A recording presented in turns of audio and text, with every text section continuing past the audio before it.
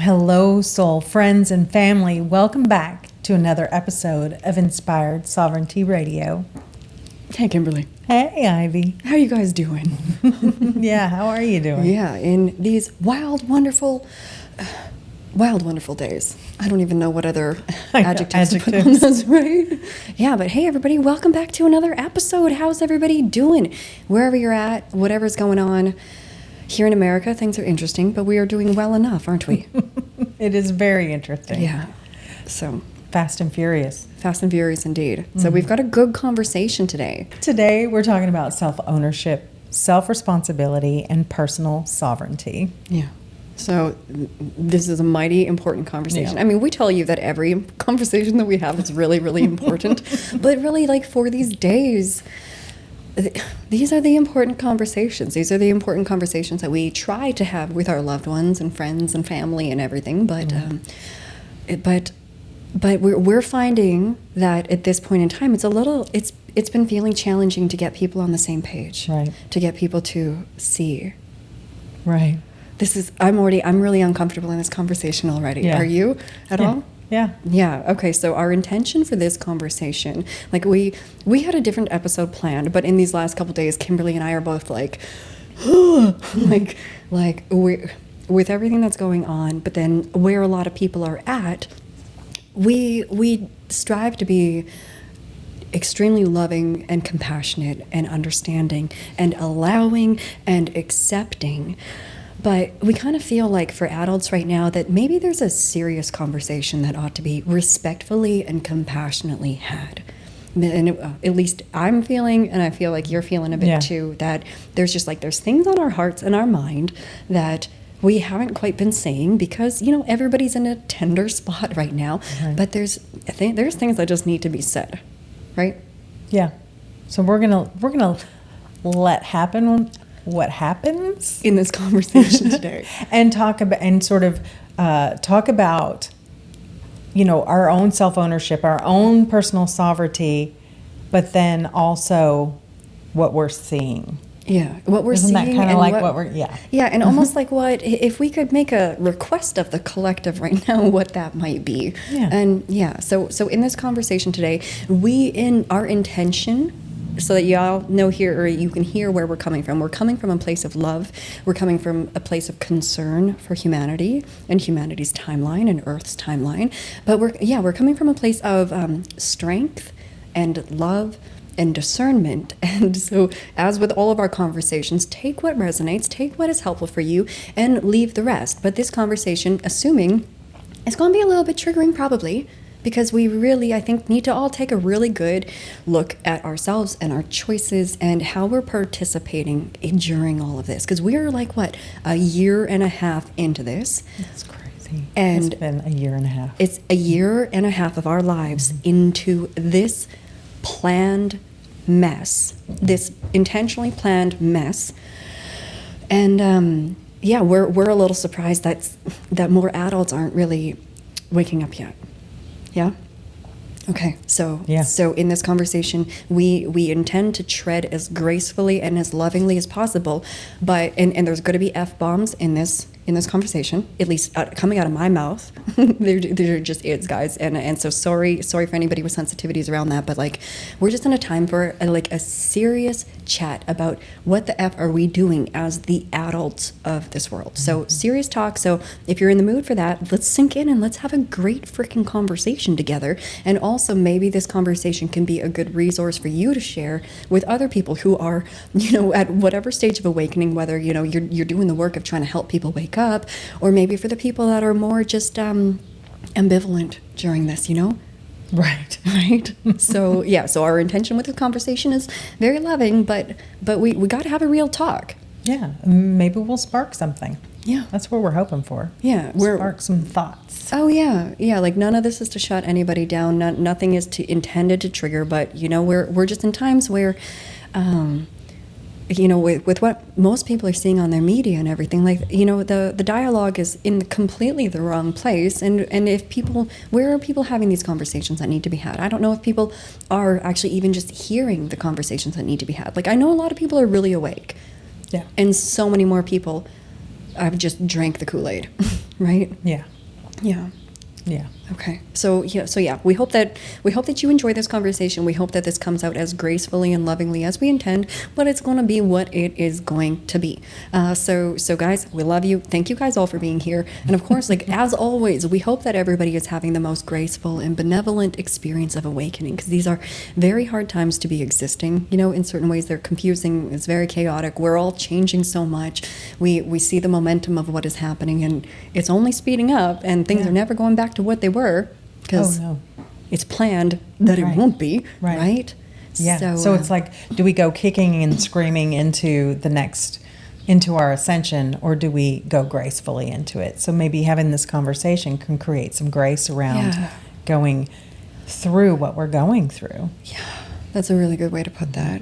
Yeah, so all the best intentions for you all here in this conversation, okay? So as always, you guys know that you're probably listening to us here on one of the podcast apps.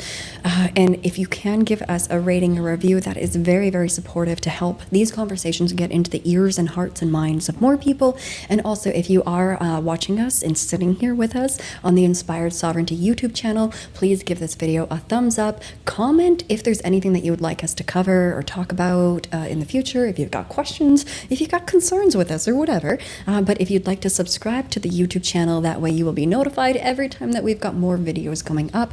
And we definitely, we're doing at least 2 podcasts a week. We're probably going to turn that into 3, but I mean, you know, we're going with the flow as best as we can and during these times, because we're both in our own transition as well, just as like you guys are as well, of course. So yeah. And we have conversations, and then we learn more, and then we have more conversations, and we learn more. It's like rapid fire right now. Oh, exactly. Like every day we're waking up and it's like, okay, who is this new version of me? Every single day, right? Right. Yeah, which is great. Isn't it exciting that we're in such times of change, right? As everything is like crumbling and dismantling around us, I think we're all really distilling, like, what is our own inner truth? What is this path really for ourselves, right?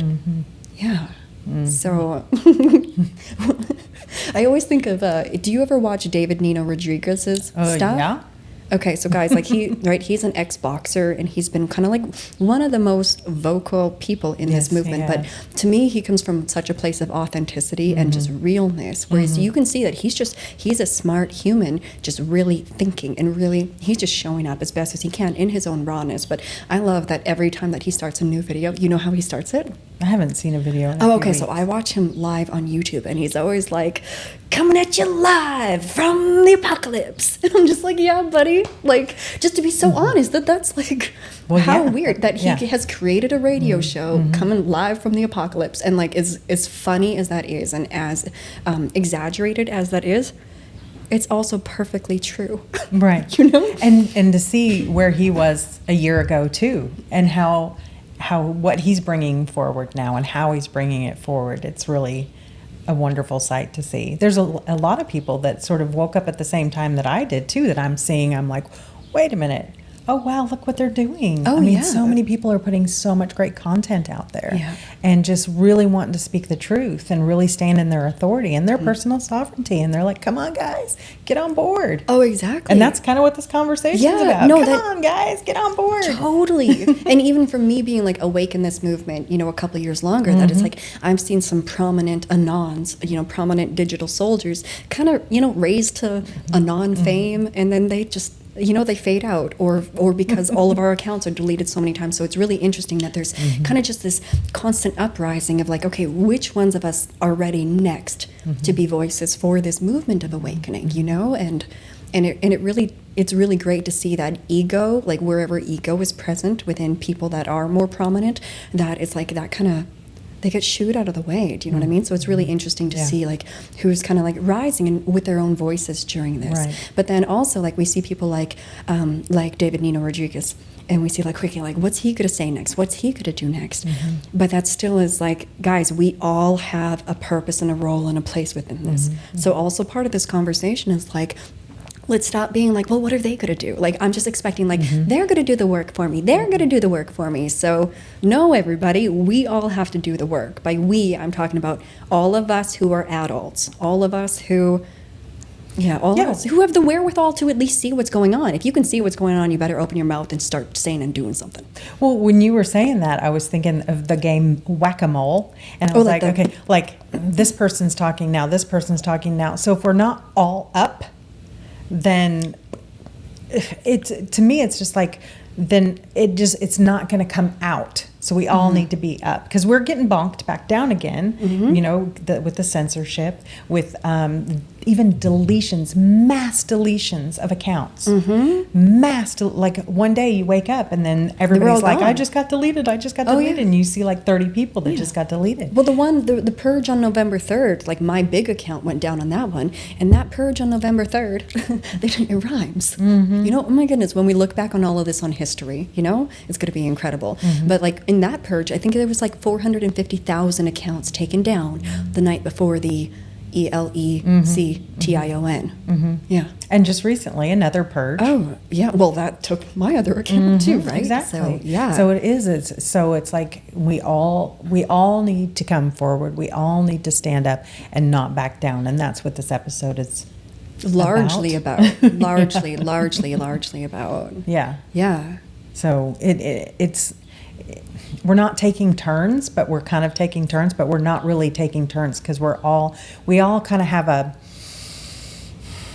specialty. What I've noticed is, you know, there's the people that are talk about the more political stuff. There's the people that talk about more of the jabby jab, and there's the plan. Demic. Yeah, exactly. I'm trying not to get censored here. And then there's the more galactic folks, and then there's the big. There's the people right now waking up because of the Aboriginal children bodies, you know, being found in Canada and now in America. There's, you know, people that are waking up because they're intentionally scorching the crops across, you know, the western part of this continent in Canada. Like, you know, there's a different part that pulls each person in, right? Right. Yeah. So we all must keep marching forward with this information. And it's grand that it is sort of differentiated in a way, because I don't know. It just, like you said, it just pulls this person in, this pulls this person in.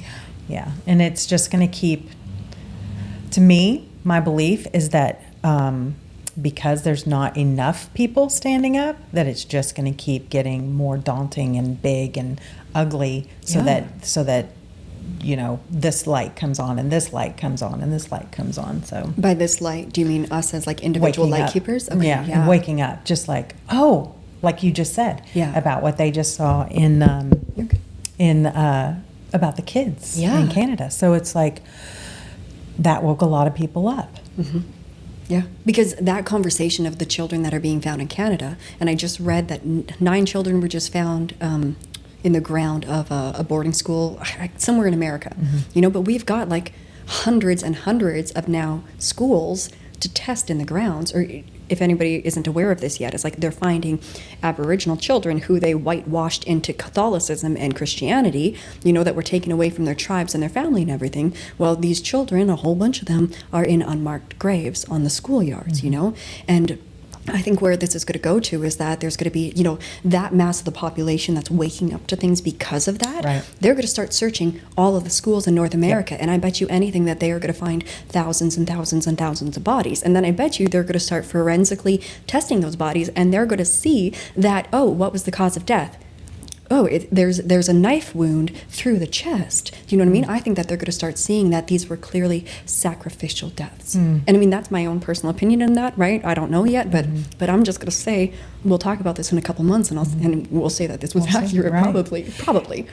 And then there's people waking up because they're like, what? Somebody's going to come knock on my door and talk to me about the jabby jab? Right.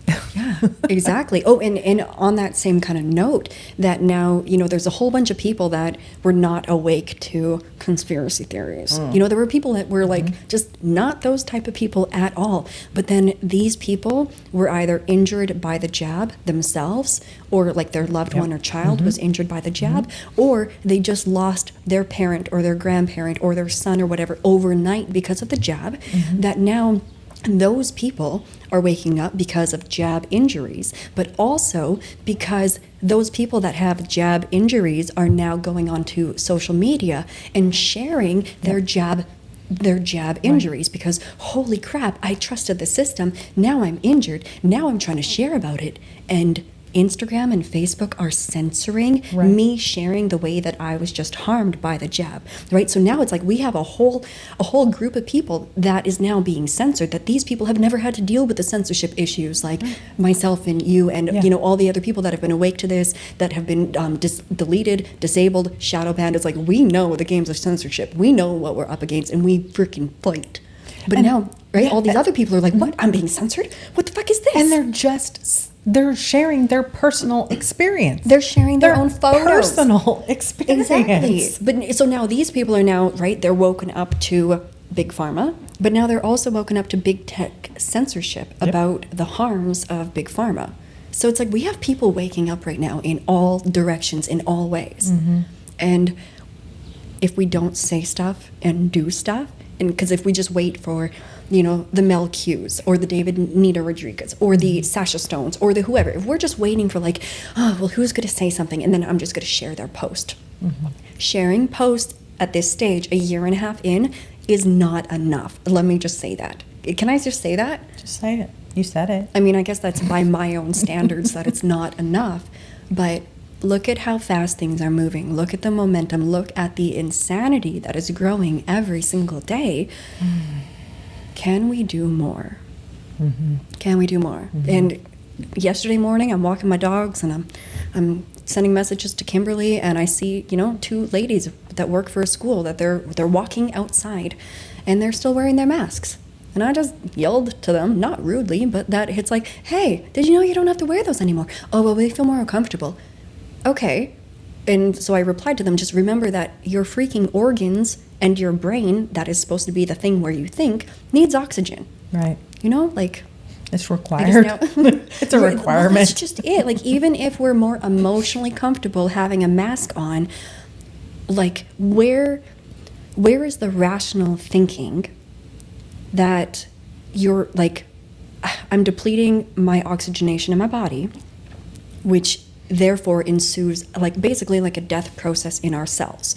And so, like, here's a random analogy that I really like sitting in a chair. So I'm going to get myself a wheelchair, and I'm going to wheelchair myself around everywhere because I'm comfortable when I'm sitting in a chair. I'm comfortable when I'm sitting on my ass. So Kimberly, go get me a wheelchair, and then I'm just going to wheel myself around. Well, do you know what?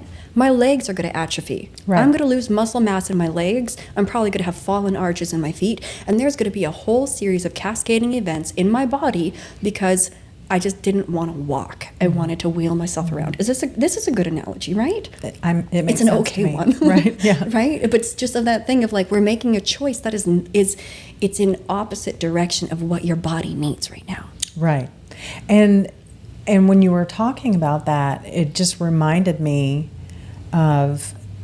Okay, and this is where censorship comes in because people aren't seeing the studies and the data regarding or the doctors talking what the masks do to you physically, or you know what the jab does. We have a litany of things we could talk about, but it's like they're not seeing it because of the censorship.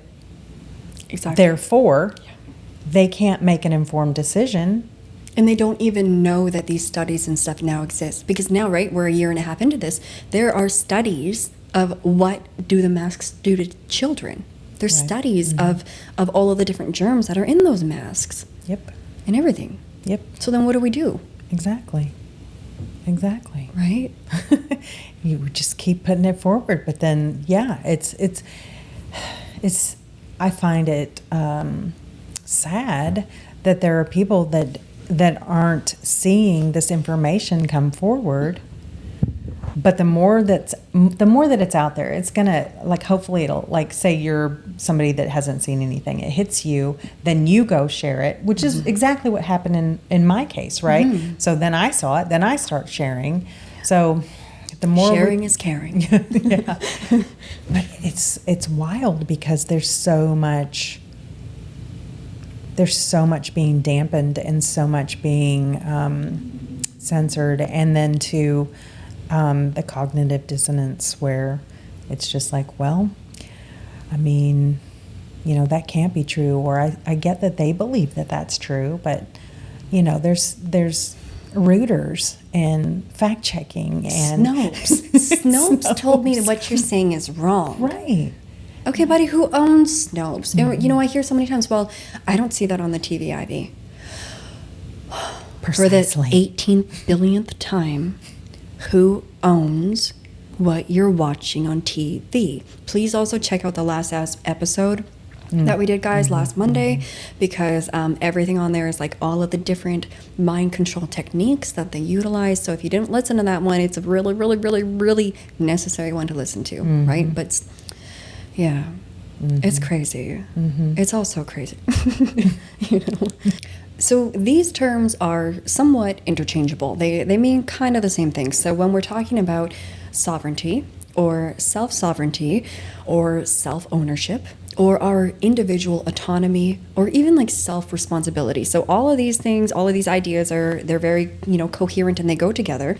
So our own self-sovereignty or self-ownership is the concept of us truly owning our own selves, of owning our own persons. So we express this as the moral or natural right of each of us as people to have bodily integrity and to be exclusively the controller of our own life and exclusively the controller of our own body and mind and spirit. Okay, so when we're talking about sovereignty, and even why is the word sovereignty in everything that we do and in our business name and podcast name? It's because this is us helping to bring back the innate, infinite, like the God knowledge that we all truly own ourselves. Government doesn't own us. Big tech doesn't own us. Our parents don't own us. Nobody owns us except our own self. This is our self-ownership. This is our self-responsibility. This is our own autonomy, and this is our sovereignty, okay? So is this really, really clear for everybody? That sovereignty means that we are the owners and the exclusive controllers of our own bodies, minds, souls, and our lives, right? Yep. How powerful is that? And this is a newer understanding even for you, right? In this past year. Right. Isn't that crazy that we weren't taught from the youngest age possible that we own ourselves, right? Isn't that wild? Oh, this one.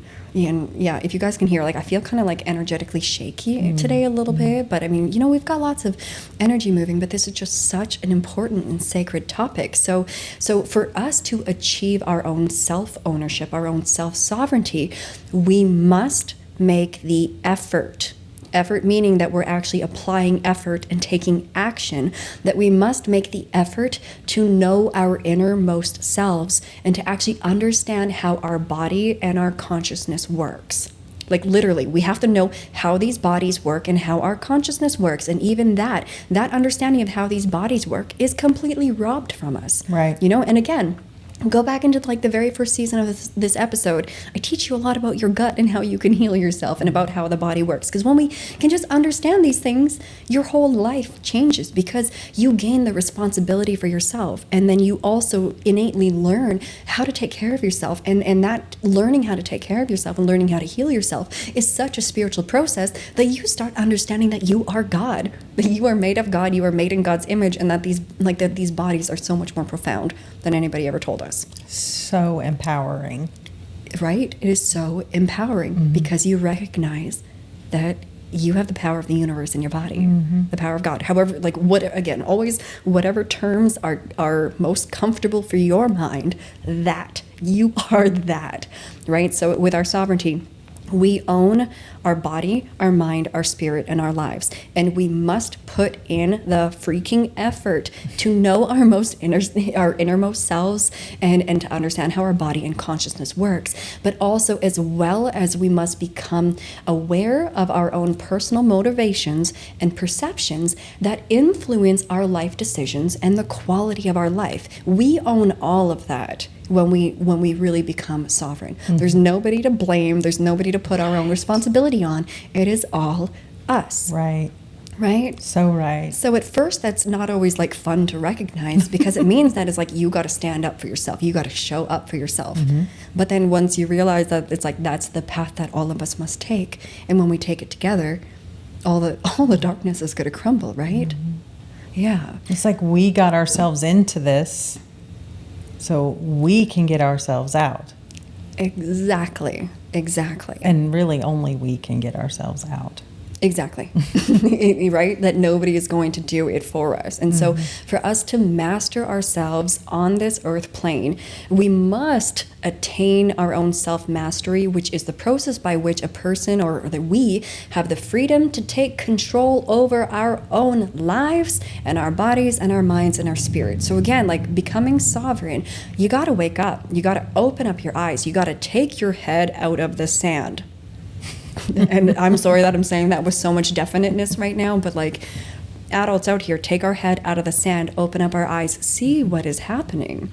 And so the possibility of self-ownership is destroyed through our continual deception, through the mind control and the manipulation of our consent, which we talked so much about in the last episode, as well as so many other episodes, and really the deception strategies that are used constantly at us from all angles possible, from those that have been in control. But really, it's like they broadcast all of this stuff to the masses in order to create an anti-human culture where we don't even know about our own sovereignty, and we don't then it just really increases world slavery by monetizing our suffering and romanticizing our suffering and just creating so much suffering instead of just us being empowered and sovereign and taking care of ourselves, right? And I see that as blame too, like we just blame everything outside of ourselves, and they set it up that way so that we can just blame. It's because of this and it's because of that, instead of that personal responsibility. We can just turn over our personal power to, because it's their fault. Yeah, and really, like, right, we were in a really triggered world of complaining, right? When we look at, I'm trying to be so diplomatic with my word choice, of course, but when we look at certain sects of the population right now and where they're at mentally and emotionally, some parts of our population are in a highly triggered, highly emotional, highly reactive state because of the mind control, because of the programming and everything, right? And then it's like when you're in that very triggered place where you're just kind of like in this fog of emotion about what's happening and how we're perceiving it, how do we even find our own sovereignty from that place? So to be sovereign in ourselves is to be free of the control and coercion of others, right? Again, whether it's your peers, whether it's your boss, whether it's the government, whether it's your doctor, with partner, whether it's your partner.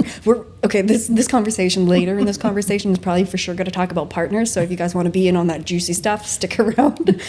Because, being an awake person, a lot of us, our partners aren't on the same page yet. And that can create some static and some friction. A lot. But so for us to be sovereign, we're not going to be under the control or coercion of people anymore. And we truly must have the freedom to direct our own life energy through our informed consent. And our own informed consent takes us making the choices and the efforts to inform ourselves, because in this world nobody's going to inform you, well, unless you're like listening to this podcast with us and we're trying to inform you, but informed consent is something that we must truly seek for ourselves at this point, where we can truly have self-determination over the direction of our own consciousness and over our own body and over our own soul and spirit, where we get to decide, what am I in consent with? What is my intent, and where am I placing my own authority, right? And in our relationships, like our personal relationships, mirror kind of that outside larger picture. So if you look at that, so where we're giving our power away in our personal relationships, it's mirroring that outside bigger picture. Yeah.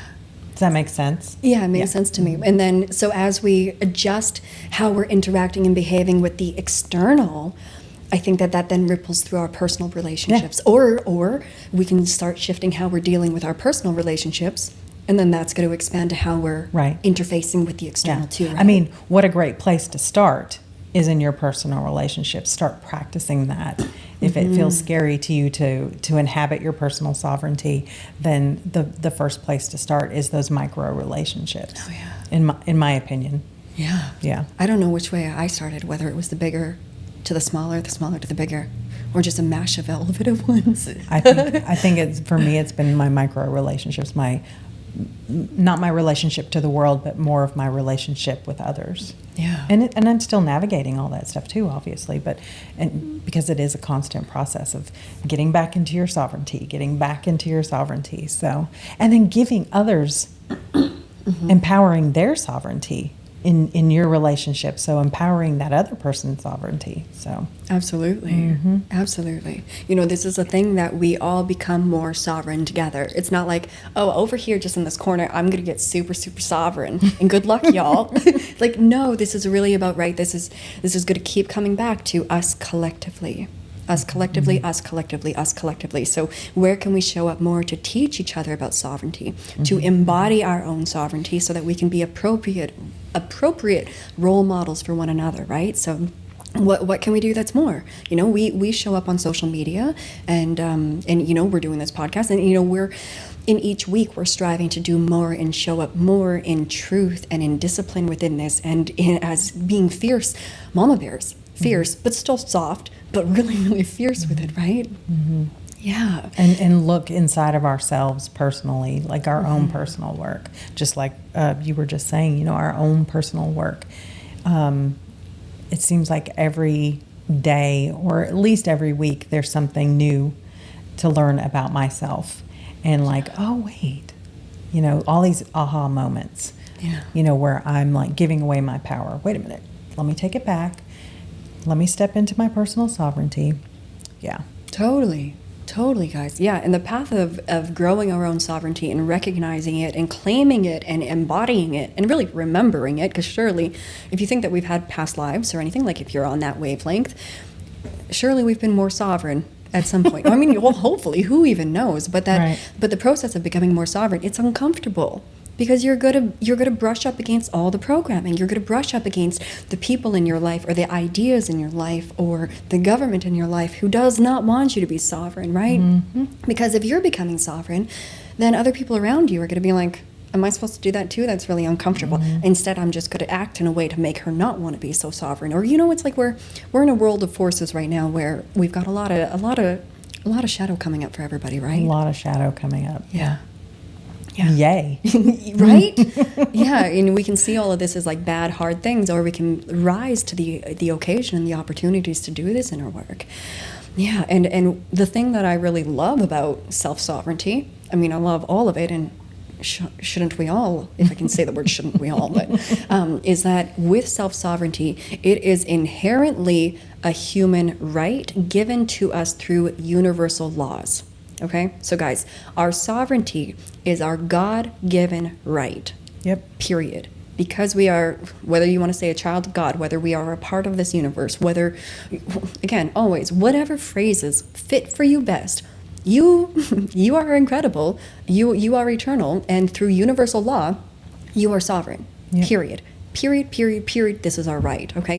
So in order for us to accept our own personal sovereignty over our own complete selves, it also means that we have to become self-responsible, guys. Self-responsibility matters. So as we increase the use of our free will, we also increase the responsibility for our own actions and reactions. And so, right, we see this again play out in the macrocosm with how are we interfacing within this society? How are we showing up for this great awakening? How are we participating in all these ways? But then we also, of course, see this again within our own self-dialogue, self-talk, inner talk, and our own relationship with self, and also in all of our relationships, right? Because we start acknowledging of like, oh, I have choice in how I'm reacting. I have choice in the thoughts that I'm choosing. You know, this is a situation. There's a trillion different ways that I can respond. Right. Which response am I going to choose? How am I going to utilize my own free will when it comes to my own actions and my own reactions? Right, so this is where like self-sovereignty gets a little like, okay, I have to slow down in most moments, right? Just like as you were saying, every day or every week we're learning big things about ourselves, and as we're practicing our own self-sovereignty, and therefore we're taking self-responsibility in all of our interactions, it's work, but it's the work. So, with self responsibility, it's about being able to own our own emotional conflicts without blame and without guilt and without projection upon any other person and making something somebody else's fault. I know right now that you're just like, this. That's my favorite sentence ever. Okay, then let me say this one more time for Kimberly. Yes. And for everybody. Self-responsibility is about being able to own our own emotional conflicts. We are owning our own emotional conflicts without blame, without guilt, and without projection upon anybody else or making our own shit anybody else's fault. Amen. Amen. Seriously. Seriously, guys, because this is something that like we have all done at most all times in most all types of conflicts, relations, everything. Yeah. Right? Our own stuff comes up, and instead of unpackaging it, looking through it, feeling through it, and really seeing what are we responsible for in that moment. What are we doing matters so much. Okay, so being self-responsible, we're not blaming others, we're not putting guilt on others, we're not putting responsibility for how we feel on other people. Right. Our problems are not other people's problems. Right. And if I can just insert this, so there's a lot of, I hear a lot of this lingo. So this lingo is, you made me feel, you make me feel, you know. So this is where you're blaming, this is where blame comes in. This is just one small aspect of blame. You made me feel ... you know. So that again is giving your power away. That again is making something somebody else's fault. yeah. I feel ... is different. Absolutely. Absolutely. And that's your inhabiting your personal power. I feel, and being honest, deeply honest. I feel ... Oh, exactly. Oh no, so exactly on that. And I think that there's more in that conversation to have. And like, I'm sure that like in this episode, we're going to get into like partners and personal relationships. And we need to touch more on that in this episode still, because we're both working through our own relationships in this. And we both have like, you know, some really good conversational tools that we've been learning that really helps shift that. So we definitely need to speak to that in this. Yeah. Okay, perfect. So with our self-responsibility, like, and not projecting things on people and not blaming people for things anymore, you know, so at this point, like, we're not going to assume that we know anything about that other person. So when we learn to stop putting like the responsibility of our own emotions and our parts of conflict on other people, you know, we learn to not assume that we know things about the other person, even if it's somebody that we like really love and really know or whatever. It's like we never really know, like we can't truly see what is going on inside of that other person or where they're truly coming from or what their intentions are, because, you know, like we have not walked in other people's shoes, or even, you know, like the phrase of like, you know, walk however many miles in another person's shoes, but also to remember that before you put on somebody else's shoes, you got to take off your own shoes, you know? But it's just so important that we're not making assumptions of people and that we are just truly being responsible for all aspects of ourselves in all ways, right? Right. And then even that part about you have not walked in their shoes, even if you did walk in their shoes, your personal experience is through your own lens, regardless of the empathy piece of it, regardless of having the same experience. You know, I went through a tornado with two other people in the room with me, you know, and we all had our own personal experience. So, shoes or no shoes, you still are going to have your own lens and your own personal experience. Oh, exactly. So for all of us to understand that how somebody's being or acting or thinking, it's not necessarily just situational, and you can try to take off your own shoes and get in their shoes and be empathetic as best as we can to whatever that person may be experiencing. But then at the same time, unless you've had not your life experiences, but all of their life experiences, there's still no way to truly understand where they're at. Exactly. Right? Exactly. It's like no matter what, I can put myself in your shoes in this given in time and place, but I haven't lived through your life, because living through your life is why your mind is where it's at now and your heart is where it's at, right? Yep. Yeah. Yeah, guys. So may we all become more self-responsible in all ways. And again, remembering that like if our own sovereignty is our natural right in universal and natural law, which is the highest form of law, period, in this universe, if that is a universal right for us to be sovereign, it is also our universal right and responsibility to be self-responsible. Right. Right?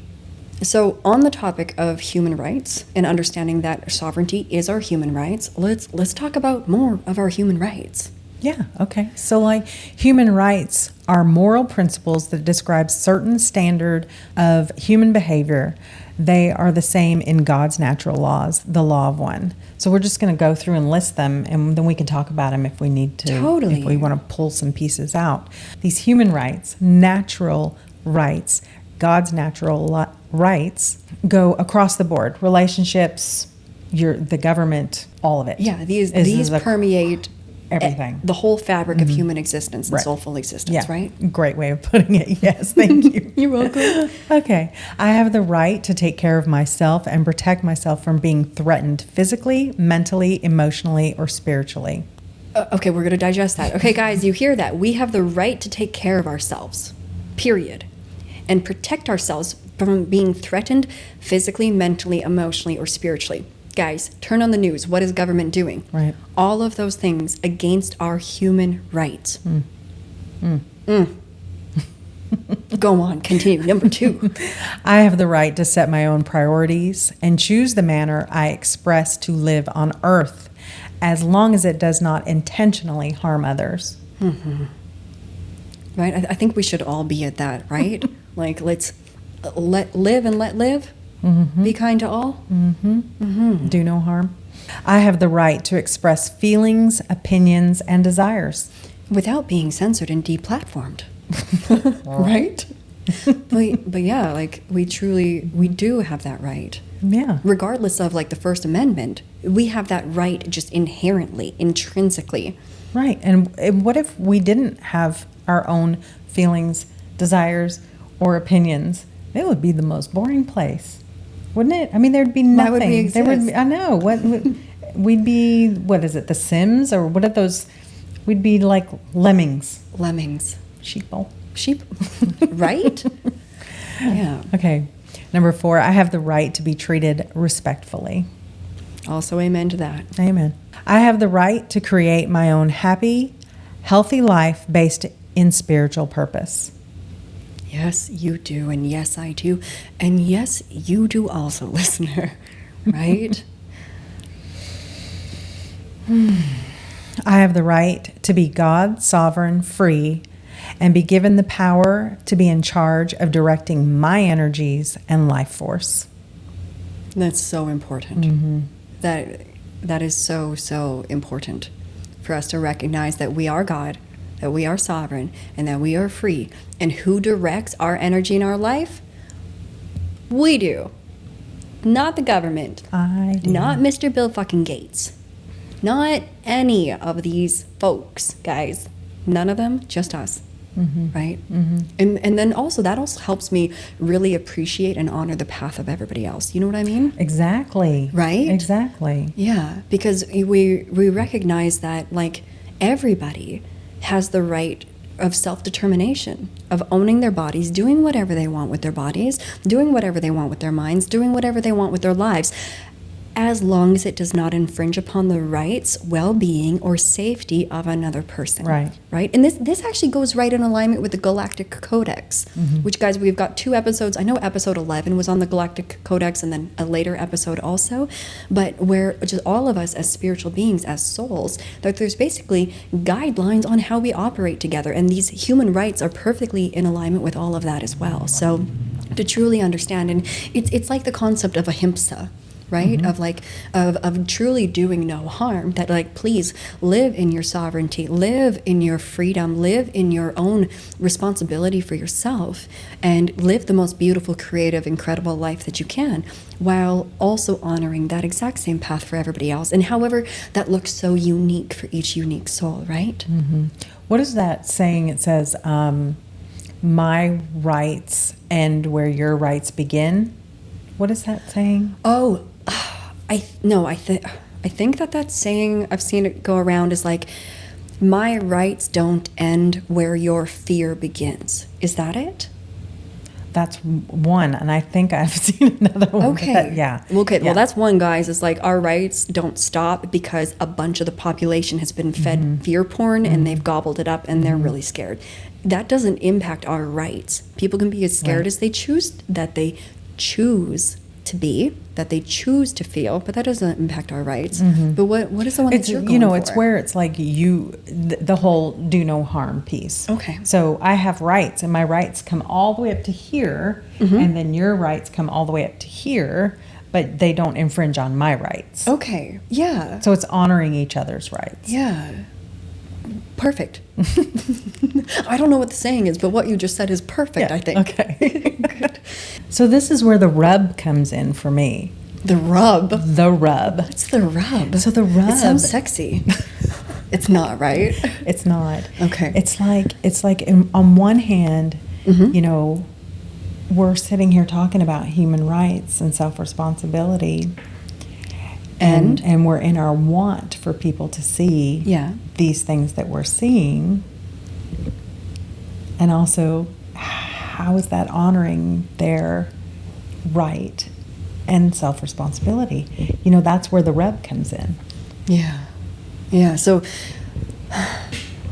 do you catch what I'm saying? Yeah. Yeah. So for me, it's like, okay, I have the right to set my own priorities and choose the manner I express to live on earth as long as it does not intentionally harm others. So, you know, what is that based in? It's based in my belief system, my personal sovereignty, my personal belief system.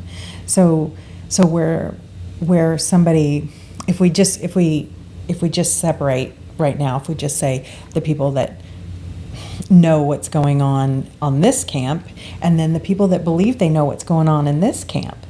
So we're both saying the same things to each other in different ways. So we're both believing that we're in our human rights system. We're both believing that our beliefs are valid and real. Yeah. So there's the rub. It's like,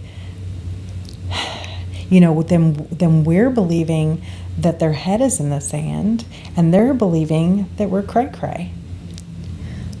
Yeah. So that's where I stand back, and that's where it's like, where it's tough for me, because it's like, I want people to know, but then how do I honor their sovereignty in their not wanting to know? It's a pickle. It's a pickle, and it's a catch-22, isn't it? It is. Yeah, and that was even like, really, this was a hard part in us even planning this conversation, because, and it's hard for me to put words to, because I do not wish to be judgmental. I do not wish to push anybody out of their own sovereignty, but. And I see exactly what you're saying, right? In the way of like, for the opinions that are opposite of the opinions and knowledge that we share, it's like they're still valid in their own sovereignty to think that way and feel that way and perceive that way. So on one hand, who are we to be like, hey, everybody, it's time to wake the fuck up, because this world. Right. But then on the other hand, it's like, everybody in their own time. Or just whatever somebody wants, whatever. Right. So, how do we speak to that, guys? Because I still have my own opinions about that, but of course, like we all have elbows, we all have opinions. Like the man that coaches me, he tells me, he's like, opinions. It's just like anatomy. Right. Everybody's got one, and it's fine. And don't expect anybody not to have one, because everybody's got to have an elbow. Everybody's also going to have an opinion, right? I don't know why elbow's the thing that I use. There's probably a couple people out there without elbows, and I'm so sorry if you don't have elbows, but. Do you want to share your own personal opinion on it? Because I want to share my own personal opinion, but it's only, it's just opinion. Right. It's only my personal opinion because of the shoes that I wear through my own life experiences that Yep. nobody else has had. These life experiences. Exactly. And I don't want to push my opinions down anybody else's throat, right? Right. But, okay, so, but. Yes, and. Yes, yes, and trying to speak as consciously as I can with this, but still being just in my own perspective of it. And of course, like, take this if it fits. If it doesn't fit, just leave it. But I think that is so valid in the way of, like, everybody's got their own path. And I want to honor everybody's path. That's why, like, even with health stuff, I went through that phase where you preach and you preach and you preach and you try to save all the people and you try to help all the people and you try to, yeah, right? And you try to really show them their blind spots because we know that we all want to suffer less in ourselves.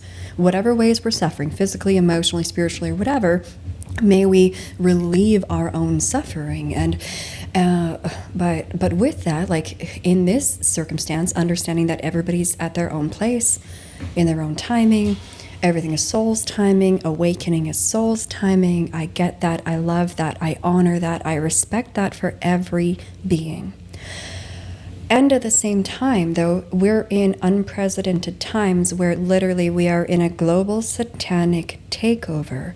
And for the people that we're honoring their sovereignty and their own path, if they do not know what they are doing, if they truly, biggest picture, are not perceiving and are not understanding, and if what they are doing and what they perceive as their own sovereignty, yet the system has completely removed their sovereignty and manufactured their consent and yada, yada, yada, go listen to past episodes if you want to hear me rant on this shit.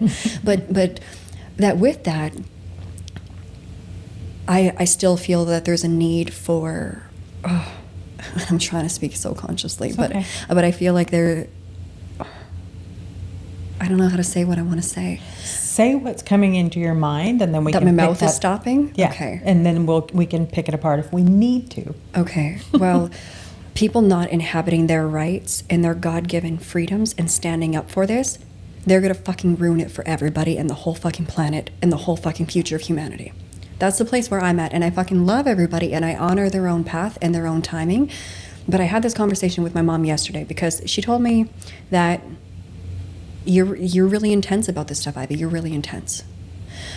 And at first I was like a little bit triggered for calling me intense because my husband has called me intense. My husband has called me extreme. But I'm being called intense and extreme by people who don't literally have their head in the sand, but proverbially, metaphorically, they have their head in the sand. Their eyes are completely closed to what is happening, and they just have ideas about the world, and these ideas are just based on the programming that they were brought up with. These ideas are not rooted in anything evidence-based, in anything factual, and not in anything that's actually even happening right now.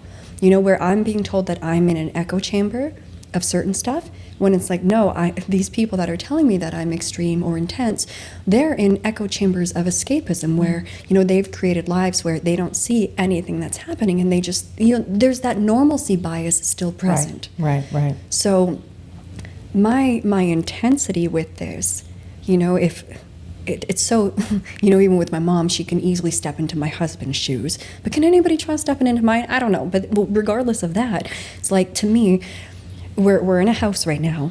There's a fire in the basement that started from the dryer, maybe, and then the upstairs is on fire too, and we're like on the main floor, and we're just like planning a dinner party and doing the things. And again, I don't know if this is a good analogy. It's just the one that keeps coming to me. Yeah. That, like, collectively, our collective house is on fire right now, and most people are still just boop boop boop boop boop boop, just doing the whatever.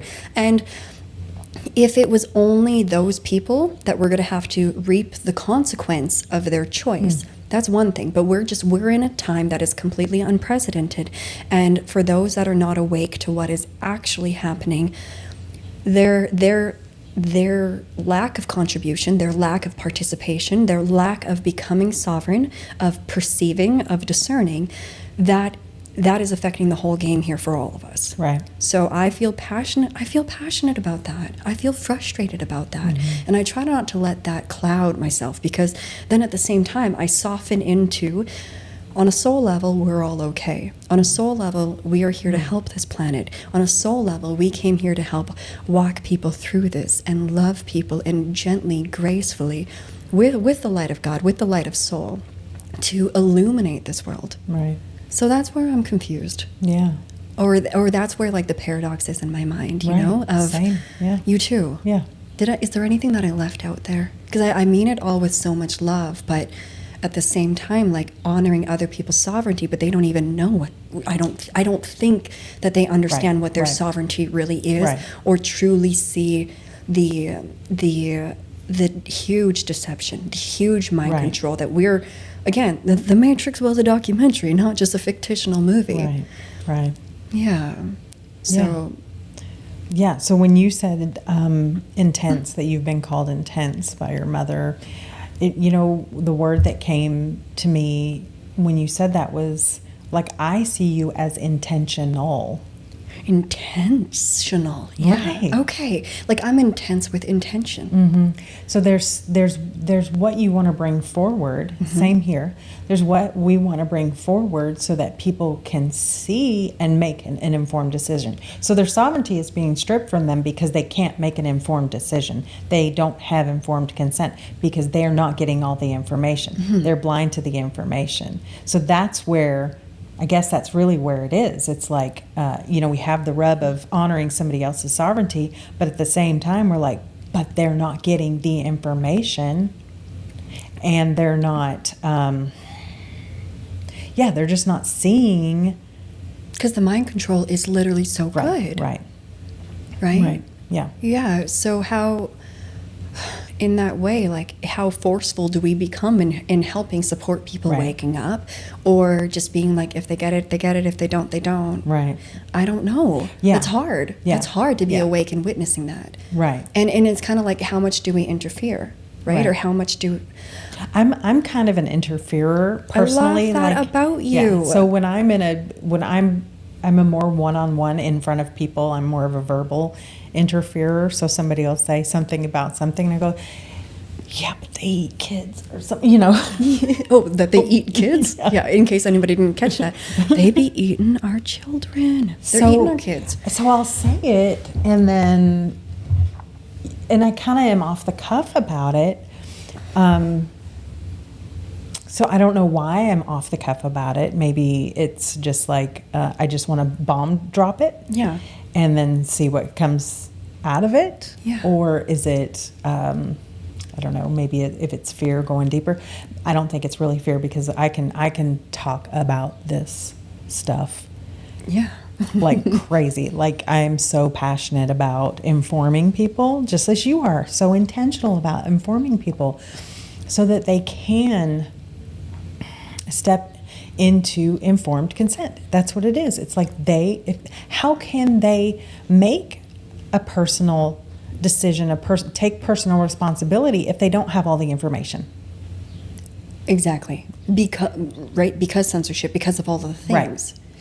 So, yeah, and in some way, like, I almost picture it like, okay, children. Well, and also, if we can say that those folks that aren't awake to all of this yet, and maybe have extremely opposing opinions to us and stuff, because, again, MK Ultra, Project Mockingbird Media, all of these different things, I almost picture them as, not picture them, sorry, not trying to place a them anywhere in it, but I see it in some ways as people that or there's lacking of emotional maturity and spiritual maturity in some ways, but in the way of like, if we could respectfully liken this situation to like children right now, it's like a child has free will, but you're not going to give that child all the free will possible, because it's like that child will just run amok and do some crazy, stupid things. Child is probably going to injure himself because the child isn't seeing big picture. Right. What is cause and effect? What is consequences?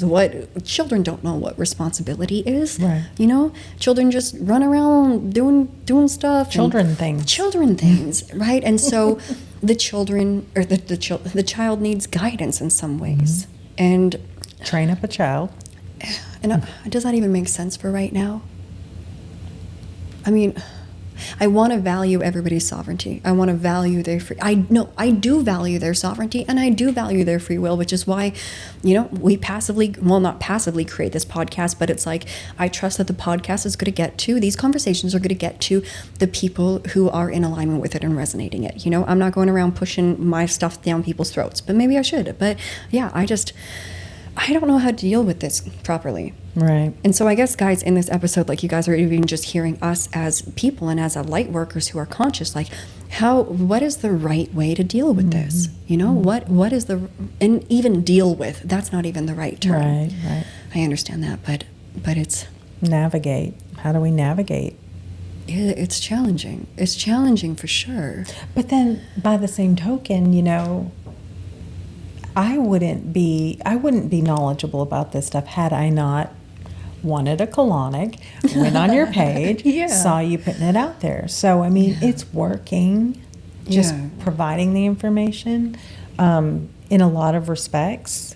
And maybe it was set up that way by our souls ahead of time, trigger event, da-da-da-da-da.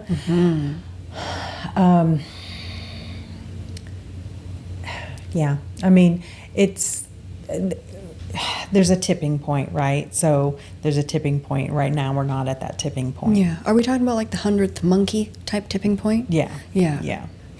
So, and in that way, right, media keeps getting crazier, world happenings keep getting crazier. Hopefully we are actually in Project Wake Up right now, or like Operation Wake Up, right? We talk about that a lot. And we don't know if that is what is real and what is really happening, but trusting that as things keep getting crazier and more chaotic, that God doesn't need to just work through us in having these conversations with people, but like God's working everywhere on everyone to wake everybody up with their own situations, right? I guess so.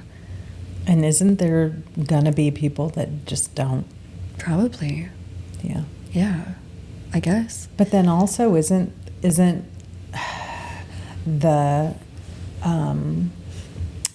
vibration of the world, the ascension process, aren't things falling away from people, even people that don't know what's necessarily happening? I've been reading and listening to some other speakers about how we're forgetting some of the stuff that's not part of us to go forward. Okay, so some of that stuff's sort of dropping away from us right now because of the ascension process. Like that stuff should be dropping away regardless of our awareness of it, right? For people, like if we're all on this path of ascension, right? Most all, right? That it's going to happen as it happens anyways, right? Like in the way of it isn't really something that can be stopped, right? So in that way, maybe we don't have to. So are we coming to the agreement right now that we just keep stay in our own path, stay in our own lane, keep doing the work, keep doing everything that we can to embody more light, anchor more light, right? Fill these bodies with light. Yeah. And then the rest will come into play, or like the rest will sort itself out. Yeah. Is that what it is? Or I don't know, because like I've force fed my mom this stuff over the last 3 years, probably. So like long before like the situation started or the pandemic started, I've been force feeding her this stuff, and she's the only one in my life that I force feed, the only one.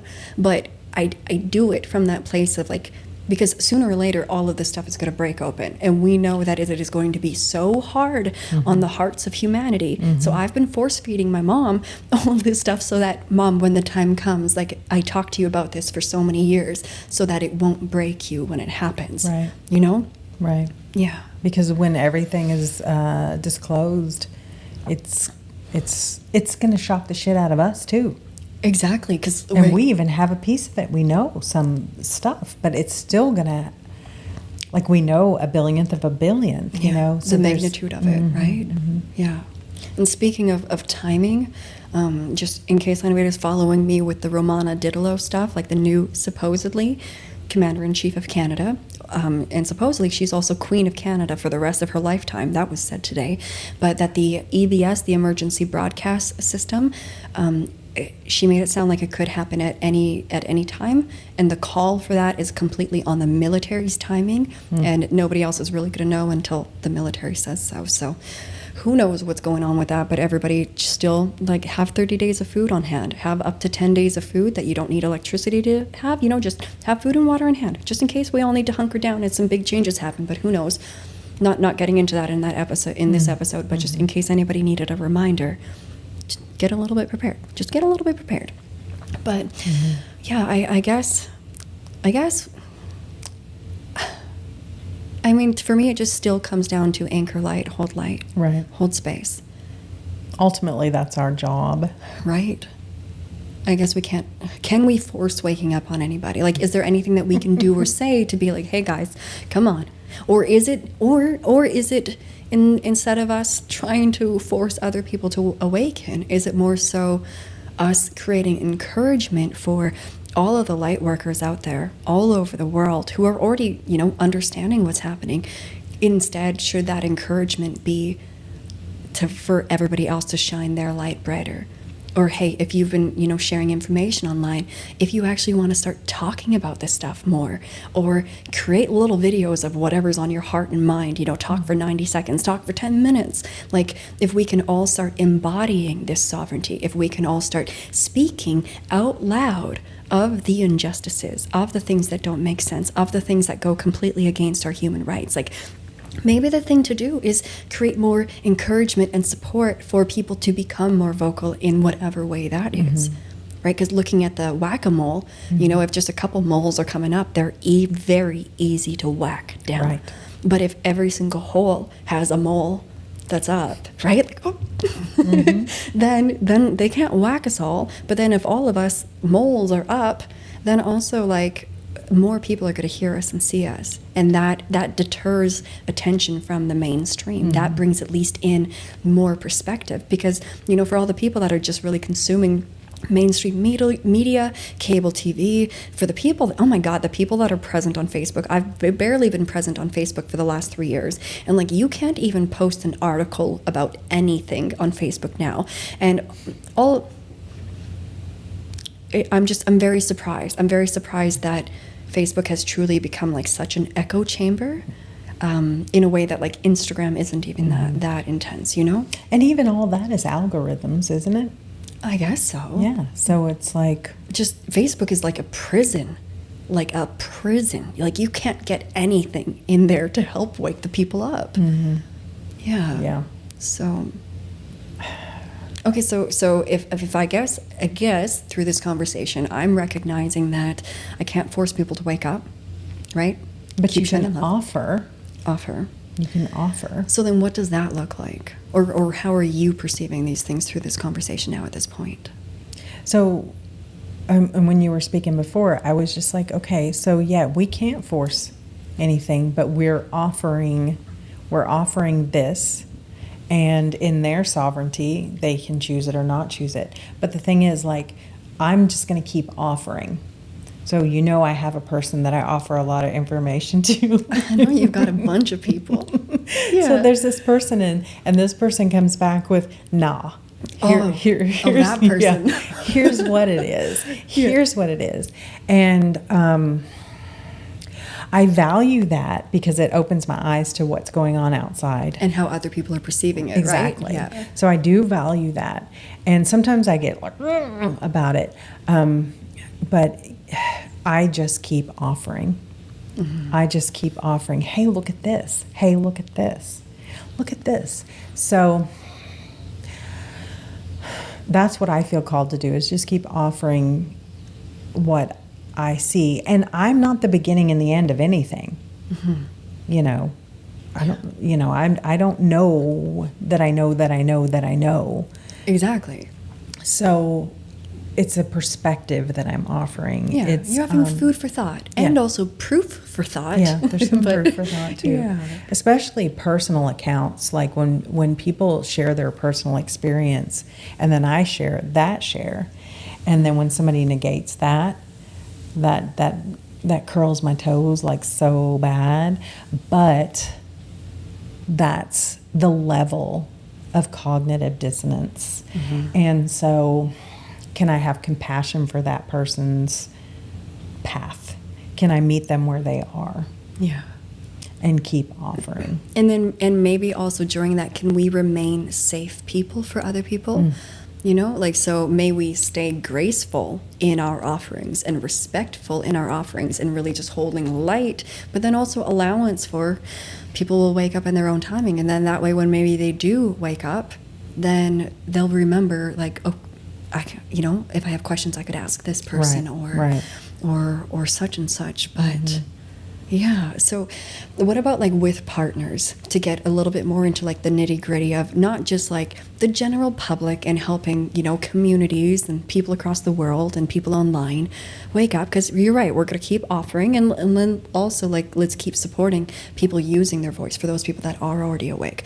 Well, what about when it's in like our close personal relationships where we're not seeing things eye to eye, or when maybe somebody has their head in the sand to certain things, maybe because it's uncomfortable, because we don't want to recognize that that's actually the world that's in front of us and what they're trying to do with the timeline. Like, how do we really, really work within that?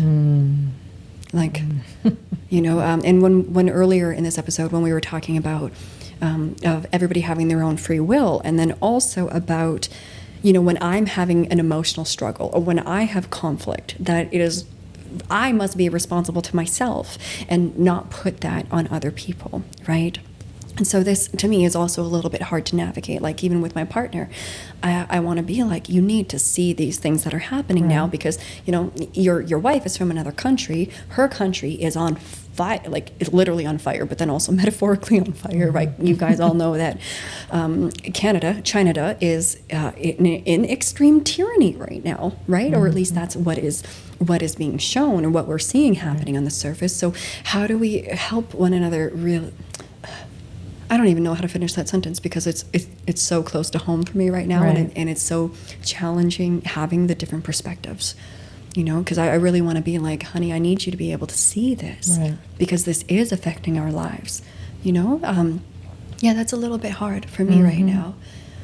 So it's you know, being able to share what you're seeing, and it being met with an honoring of what you're seeing, rather than a shutdown. Yeah, rather than telling me what I'm seeing is make-believe. Right. You know, like literally I was told that all of the things that I look into are false. And it's like, I don't even know how to proceed in a conversation. And I'm sure that I want to share this because listener, the viewer here, surely whether it's your mom or your dad or your partner or your sister or your brother, I'm sure that you probably have somebody in your life that thinks that you are nutty buddy butt bars. Oh my gosh, I butchered that. Nutty buddy.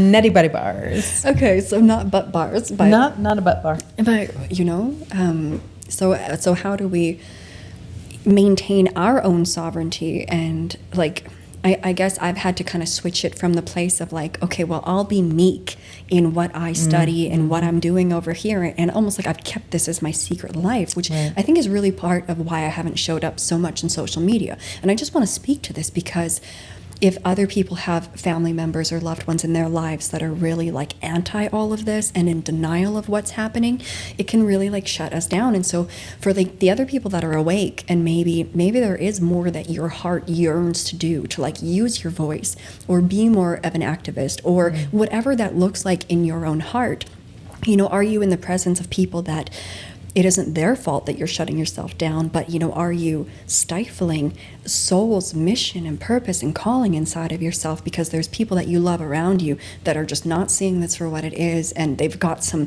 feelings about you and your interests and how you are right now. Do you know what I mean? Yeah, and then they put those thoughts or feelings out there on you, and then you internalize it, and then you go small, go quiet. And like, and then right now soul is like, Ivy, be big, don't be small right now, be big.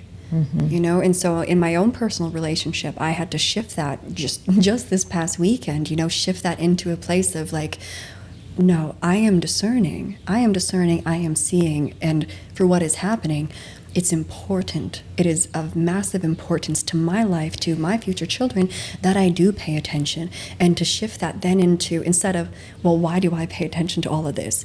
I'm now shifting this into, what is the reason why you're not paying attention to any of this? And in a respectful and loving way. But we're not going to now focus anymore on like, why am I this weirdo that pays attention to this stuff? Instead, it's like, no, I am doing my responsibility as a human on this planet. In my perspective, why are we resistant to that? Or why are we not even willing to look at it? You know? Yeah. And then why are we going to speak down to me and belittle me when really, if we all had our eyes open, you might be proud of me, or at least just feel neutral about me. I'm just fine with neutrality, really, you know? Yeah. But for you in your own life, are you seeing any of that? Or do you have any of those exchanges or interactions? I do. And you know, there's times where I am very adamant in my shares and offerings. And then there's times where I'm like, okay, I see that this person can handle this much information, or my belief is that they can handle that much information. And so I only go that far. So, yeah, it's a booger because we want so much for our people to not necessarily be on the same page as us, but to have that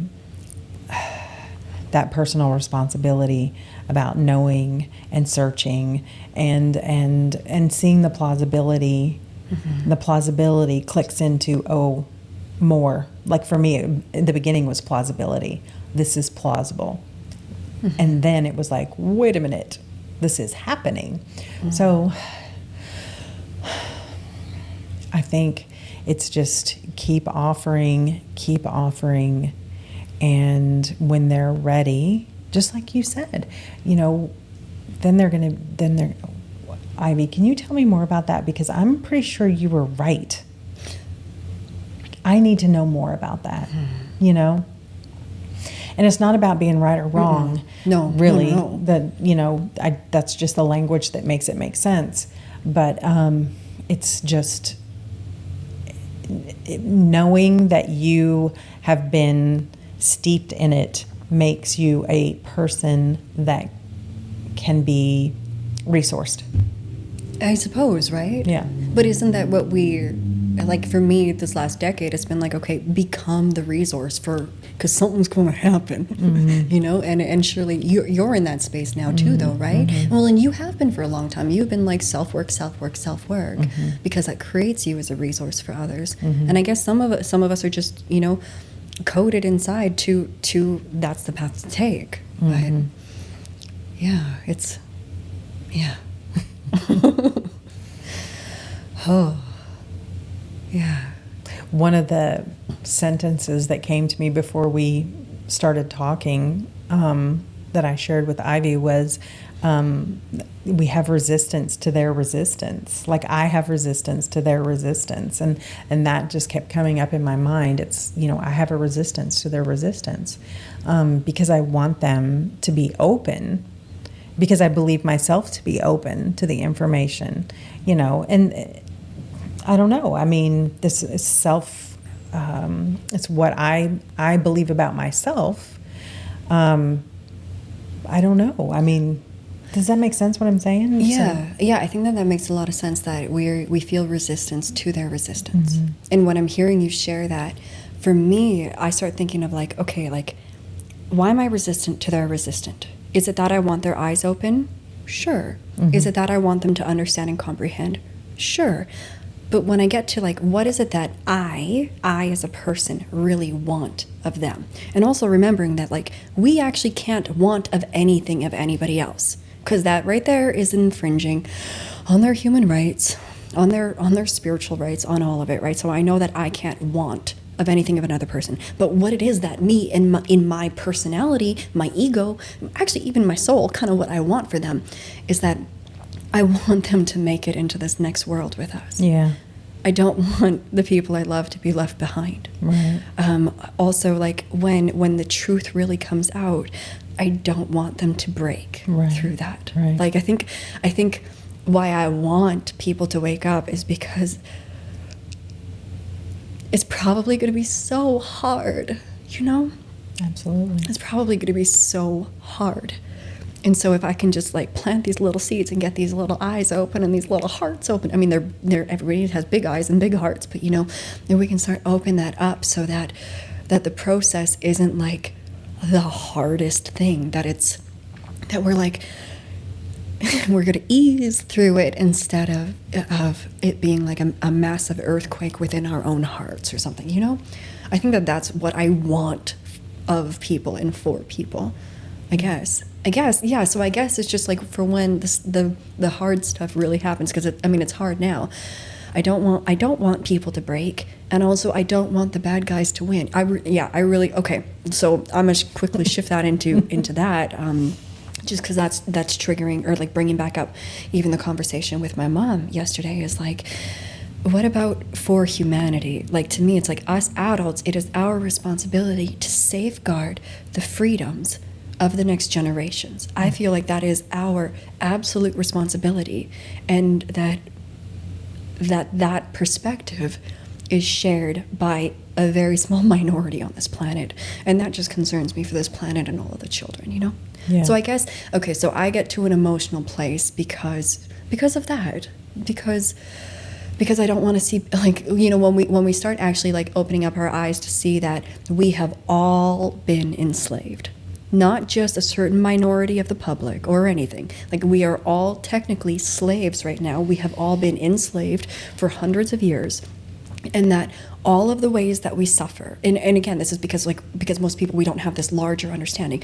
All of the ways that we suffer through debt, through food scarcity, through any type of scarcity, through all the unnecessary and designed illnesses and problems, death by 1,000 paper cuts, you know, like all of that, my soul just weeps for what we call a human life on planet Earth has been so inverted, and like it's been complete slavery for hundreds of years. So like, I don't want humans to be enslaved anymore. So Right. so these are the things that make me intense and intentional, you know? Yeah. And I know I'm kind of talking us into a circle, but that's what the emotion is underneath. What about for you? And I know that I can't want those things of other people. I guess like I'm verbally expressing it because surely some people listening also have those same wants and desires and these same conflicts of emotions between honoring each other's paths and honoring each other's sovereignty, but then also being like, hey girl, do you know that you're sovereign? Do we know what sovereignty means? Mm-hmm. Like, what your life is right now, this isn't what this whole world is supposed to be like. Mm-hmm. I guess, you know, it's a paradox in my mind. It is. And my belief is that you can want it, but you can't force it. Like, it's your desire. What is the want or force it? You can want folks to wake up. You can want folks to open their hearts and see what you're seeing. And obviously, you just can't force it. You can't make it happen. Mm-hmm. But it's your deep desire that people get lit up and walk into the next phase of life with you. So then, how could you not want that? Right. Mm-hmm. Especially when we start talking about free energy and cures being released and all of the things that we were supposed to have. Like, this human life isn't supposed to be just enjoyable for those with riches or those who are dirt poor and who have just a gorgeous appreciation for life regardless. Like, we are just all supposed to live abundant, beautiful, creative, happy, well lives with vitality and connection to God and the planet, you know? Yeah. Yeah. So we just go forward with desires, or also is this where we just see it even bigger picture of like universal creation, or if this is God's creation, then His plan will happen, or do we all have to fight during this time? You know, this is the part that gets me confused. Yeah. This is the part why I don't sleep at night, friends. Yeah. You know. Yeah, this is the tough questions, the tough aspects of all of this. Is just, is this enough?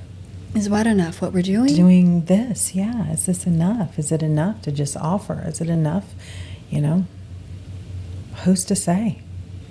I don't know. Sorry, guys. This episode isn't really information, and it isn't solutions. But this is just like real life talk from, two women who are working to embody themselves and working to be integral in all ways and working to be, in greatest service that we can, but to share that it is spiritually confusing.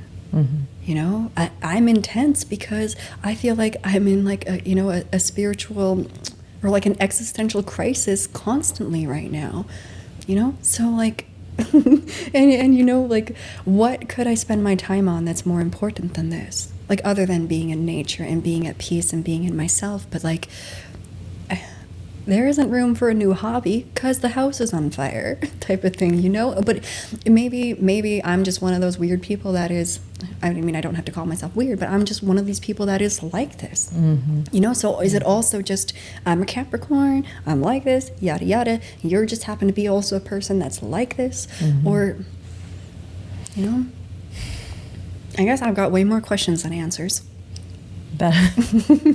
This is like the most perfect sentence. Right. Same. I have a lot of questions too, and I want things to be a certain way, and I want my people to see certain things, and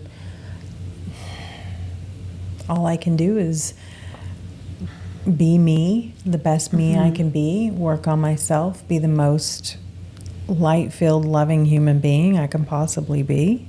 I think you do amazing with your people. Thank you. Really. Thank you.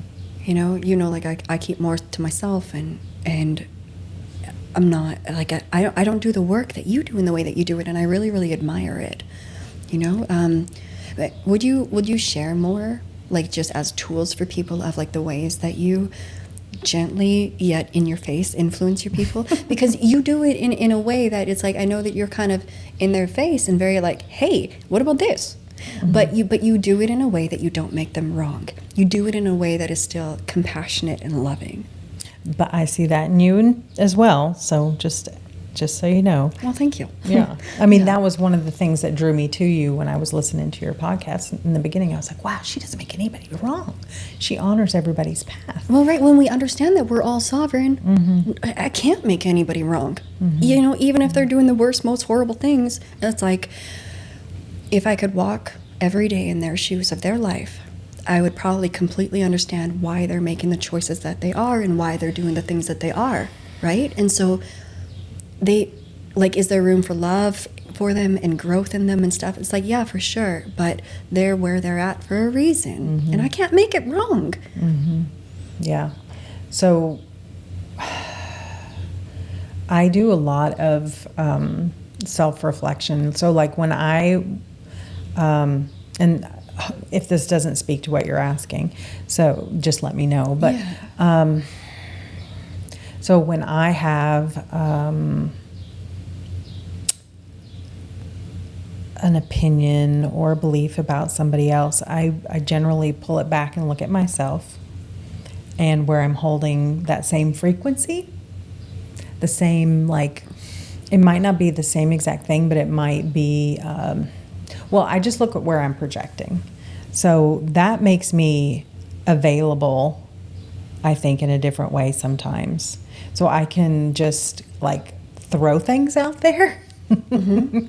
I don't know. I'm not making sense. That's okay. Keep going. Okay.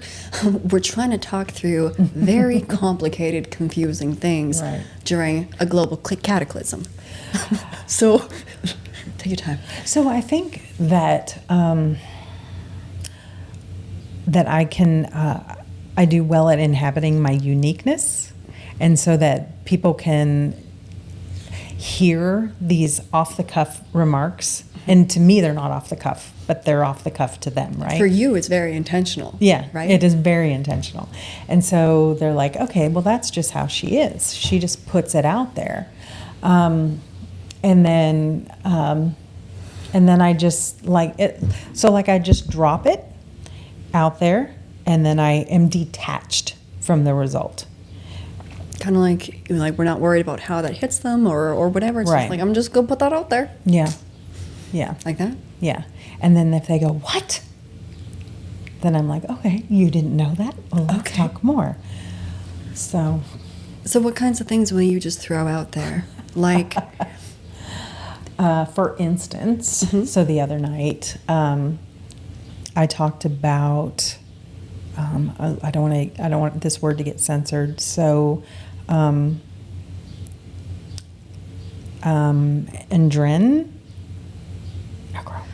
Oh, yeah. The red stuff that the elites drink that came from young people. Right. Okay. So I just put it out there. Yeah. And then one person is, that is insane and crazy. There's no way in hell that's happening. And the other person's like, oh, that's happening? Okay. Tell me more. Uh-huh. So then I can offer more. But it's almost like I'm storytelling. Yeah. You mean when you're doing it? Yeah. Okay. In what way? You're like, you want to drop them a hook and see if they, or like put in a little bait and see if anybody. And then they'll ask for more. Oh, that's really happening? Yes, they make movies. They've made movies about that. They've normalized it in ways that sort of deter you from looking further into it because it's like it's a movie, right? Mm-hmm. So and also when they're like, well, that's crazy, that's insane, that's not happening. And you can be like, well, you're very right that it is crazy and it is insane. And the first 10 times that came across my purview, like 4 years ago, it was like, no way, no way, no way, no way. It's making a little sense. Oh, those dots are connecting. Those dots are making sense. That's the most horrible thing. It can't. Okay, what it is that? What? You know, like that's kind of like the progression of learning your way into some of those deeper, darker things. Okay, so you drop that stuff even. That's perfect though. Yeah, that's I just look for. I have a hard time making small talk in a lot of ways. I mean, I can do it, but also I'm a inserter, and you are too, really. I mean, I insert stuff and then see if anybody goes, what? Okay, tell me more. So I just look for opportune times to drop a little bomb. Oh, and I think that's perfect. And then I also get on a soapbox about it too. So, and my passion about it kind of just draws people in. What the hell is she talking about? But she has so much passion about this. Yeah. So what is it about that that's driving that? Yeah, because also I know that she's not stupid. I know that she's not crazy, right? For her to talk about stuff like this with this passion, maybe there's something there, right? And then in some cases, I make them responsible for the information. How do you make them responsible for the information? Now that I've told you this, you're also responsible for knowing this. Now that I've told you that this is in your food and you're consenting to it by purchasing it, do you want to make a different decision? So every time you eat Doritos, you're consenting to this poison being put in your body. So, and God, you can take it in all different avenues. So, if you're claiming to be a Christian, we'll go there. So you claim to be a Christian, but then you will defile the temple of God. That's how in your face I get sometimes. Okay. So you'll defile the temple of God by Coca-Cola. And then, or Doritos. I'm just going to use those as an example because I have used them as an example. Okay, good. And then the next step would be, so we know that there are aborted baby parts used as a flavor. Yes. And in case everybody doesn't know that yet, but Planned Parenthood sells off baby parts, and then they put parts of babies into many of our different foods, and that literally is making us cannibals. That's one thing, is we don't recognize that they have been feeding us our own aborted children. And this is not an exaggeration, even though it sounds beyond insane. Go on. Right. And so my sister-in-law has a list. She will not buy this, that, and the other thing. She has a list, so she knows. That's very responsible. So when I Let's get that list from her and let's share it on an episode. That's a nice... Because if she's already compiled the list, that's going to save us some time. Yeah, that's great. Well, I learned about a particular cookie that has a satanic symbol on it. So every time we eat this cookie that has What cookie is it? Oreos, so it has. It's okay, I don't need So Oreos. every time, yeah, I don't eat Oreos anymore. So, but then when somebody's like wanting to be conscious, but then they're still putting that in their bodies. I mean, I'm not perfect by any stretch of the No, means, but it's neither. like now you know that you're putting a satanic symbol in your body. You're ingesting it. So are you going to keep choosing that? So those are just the things that I say and do because I'm obnoxious that way and Exactly. call people out. No, I think that is perfect that you do that though, because you help to inform and help to grow curiosity, and then you slide in the self-responsibility piece. I think that that's the piece that I want to be a lot better with, because I don't feel like I take it to that place. And I think that's just from being a recovering codependent person, not wanting to make people feel uncomfortable, but I think that that's very, very important. And as you're sharing that, Miss Lauren Hill is like, she was my idol, or my mentor growing up, basically. I mean, she doesn't know that she was my mentor, but she was my mentor. But one of the things that she says in one of her songs is that, because I know of my condition is the reason I must change. Okay, because I know of my condition is the reason I must change. Because I know that I have been enslaved to this system is the reason I must change. Because I know that they have been poisoning me through my food and water, and I have been consuming the dead youth, like what they've done. I must make different changes because now I know, right? It's kind of that thing. It's like, once you know, are you really going to keep doing the same thing? And how are you okay with that in yourself, right? Like, what is your relationship to yourself or God if you know that you are transgressing in some way, or you are harming in some way, or you are consuming the harm of others, or consuming those who have been harmed, right? We're part of it then, right? Yeah. Yeah. Okay, so then when you bring in that self-responsibility piece to other people, how are you normally met? Sometimes it's just like, I really didn't think of it that way. And I've got a few people that worked with me that are like, okay, I don't eat Oreos anymore. And I've cut so much sugar out of my life. So twofold, great. Yeah. That's amazing. And then there's some that are like, well, I've been doing it my whole life. So, I ain't gonna stop. I ain't that gonna type stop of thing, now. right? Yeah. Okay. And I get it. I get that addiction. I totally get it. I get that we go against our own best interest. That is mind Wetiko. virus. Yeah, Wetiko, the mind virus that we just talked about Yeah, in the last guys, episode. last episode, Wetiko. Yeah, or Wetiko. It's Wetiko. You It is said Wetiko? right. Oh, I said it right. Mhm. Okay, good. Yep. I mean, we act against our own best interest in so many ways, so many ways. But Well, when I work with people with health, first thing first is always hydrate yourself with high quality water. But second thing first is always, what are we doing that's shooting ourselves in the Yeah. feet? Because always, if we have some type of chronic issue in our life, whether it's interpersonal, whether it's health related or whatever, we are doing it to ourselves in ways that generally we aren't perceiving, right? So same thing with, and that's Wetiko. Is that what I said? Wetiko?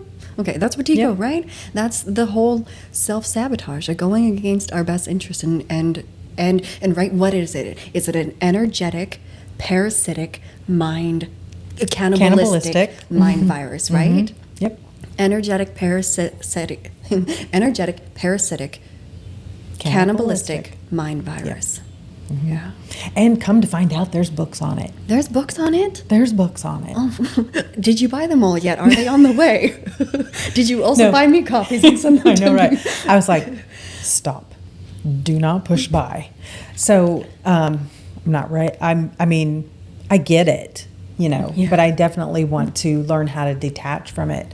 And that is the work, really. Yeah. Detaching from that. So then you look at that, Wetiko, and then, so everything we've talked about in this episode. So look at how that's it. That is it.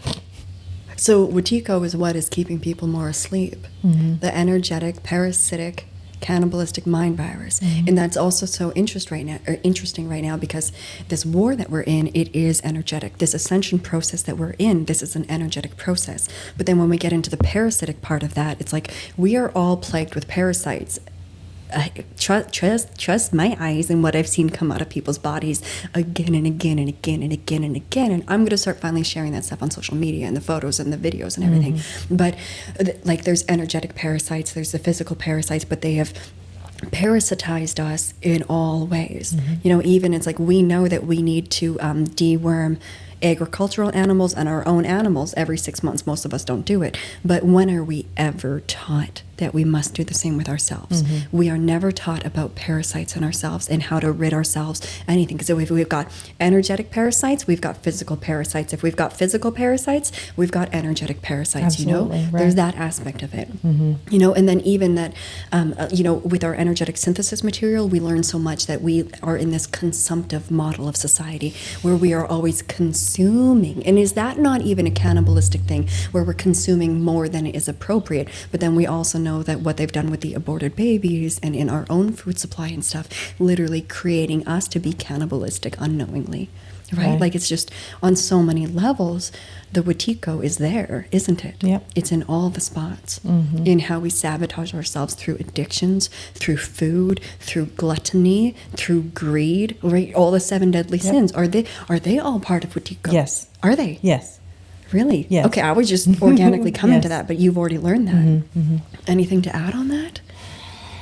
Gosh, I mean, when you were saying all that too, I was just like, I mean, the level of awareness you have to embody to not, to rid yourself of Watiko it seems daunting.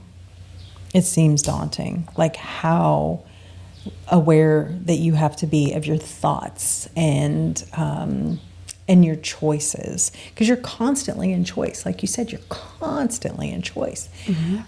So it seems so daunting, but you know what it is? It's a practice. It's a practice. It's like practice. And I'm only speaking to what I know. Like there might be all kinds of other things out there, but I didn't buy the book, right? Not yet. So I want you to buy the book. If not, maybe I'll buy the books. So yeah, it's a daily practice of awareness, of noticing, of listening into what your mind's telling you, of noticing your body's feelings and sensations that go along with what you're doing, saying. Oh yeah. Oh yeah.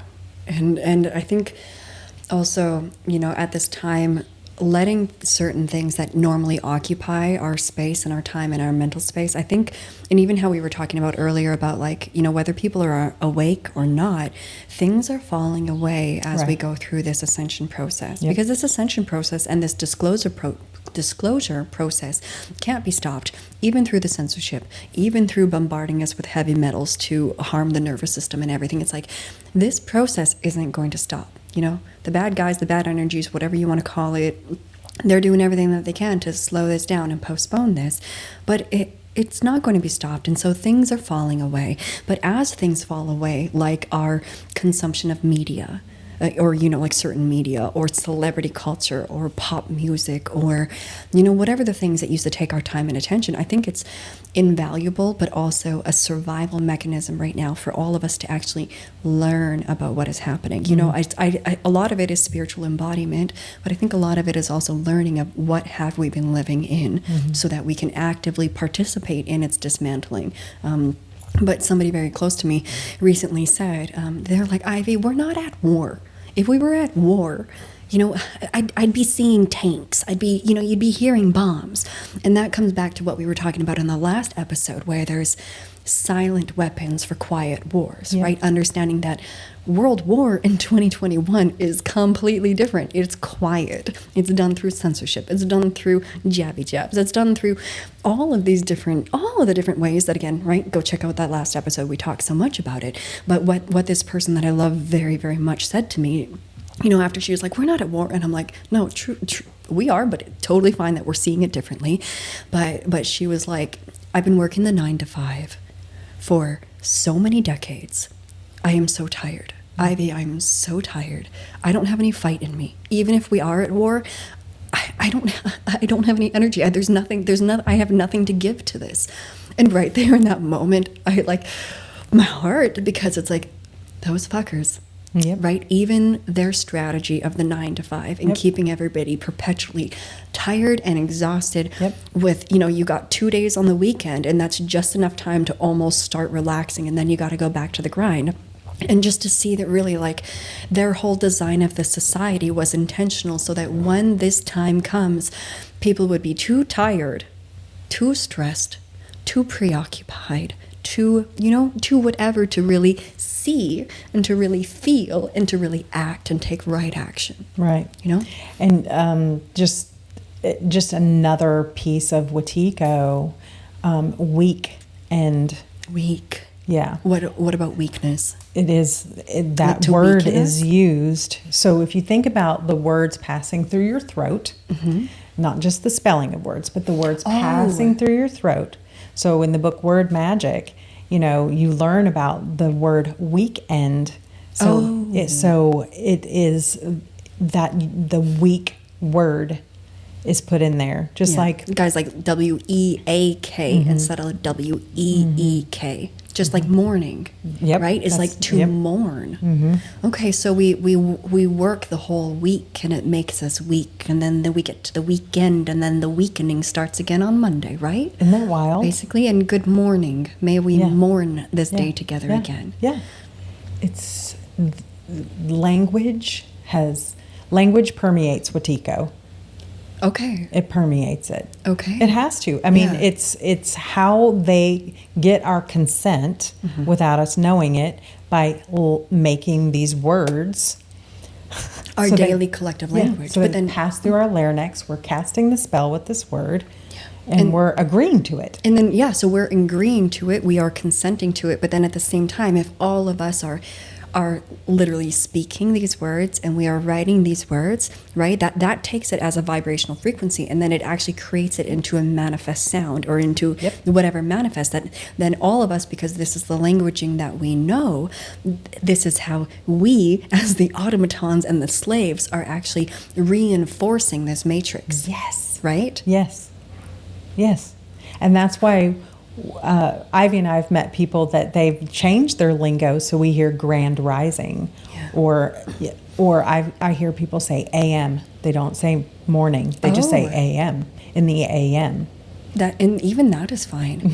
And the grand rising thing, Kimberly and I, we don't really. I don't know. I just don't like. It's out of our comfort zone. Yeah, but so we personally we wish each other a happy fucking great Monday, or whatever it is. Like, we just add a whole bunch of words and make it really playful and really fun, and that's working for us right now as we decide what our more conscious language is going to be. Right, navigating all that stuff right now. Yeah, but for all of us to start, we don't have to figure it out right now and recognize all of it right now, but to at least recognize that going forward, as we're overhauling all of society, we're also going to have to overhaul our language, because there are spells embedded in all of the most common language that we are perpetually using every single day, right? It's wild to me. It's so interesting and fascinating, and it is so wild, especially coming from a hypnotherapy standpoint, and then we got the contracts that we're making using those words. It's so fascinating. Gosh, we've made lots of big old circles, little circles. We've been all over the place with this episode, but I hope that this is a great conversation. Sorry, what were you going to say? No, that's it. I mean, to me, it's like we got to say things that that were on our hearts and explore things. So it was kind of an exploratory episode. Yeah, I feel like this was also, or at least the latter part of this was more of actually just a conversation of like you and me thinking these things through and feeling these things through. Because again, like we said, like, you know, we try to come super prepared to these conversations, but we're also like, we're in this collective crisis right now where we're just navigating it on a day-to-day, sometimes hour-to-hour basis, navigating it, you know, societally, but then also like spiritually and emotionally is freaking, and I don't want to say it's challenging, but it is what it is. It's something that's new to all of us, you know, and it's, yeah, as so much keeps happening day in and day out, and we all keep changing because energetically so much is just falling away, and we are upgrading our frequency, and we are housing more light, and you know, we just, I think we got to keep just having these conversations to help us all navigate. And hopefully as we share our navigation, you know, our intention obviously is not just to hear ourselves talk, you know, as fun as that is. It's like the intention is truly like, if we can have these conversations together and they be heard, hopefully these help other people have these conversations also.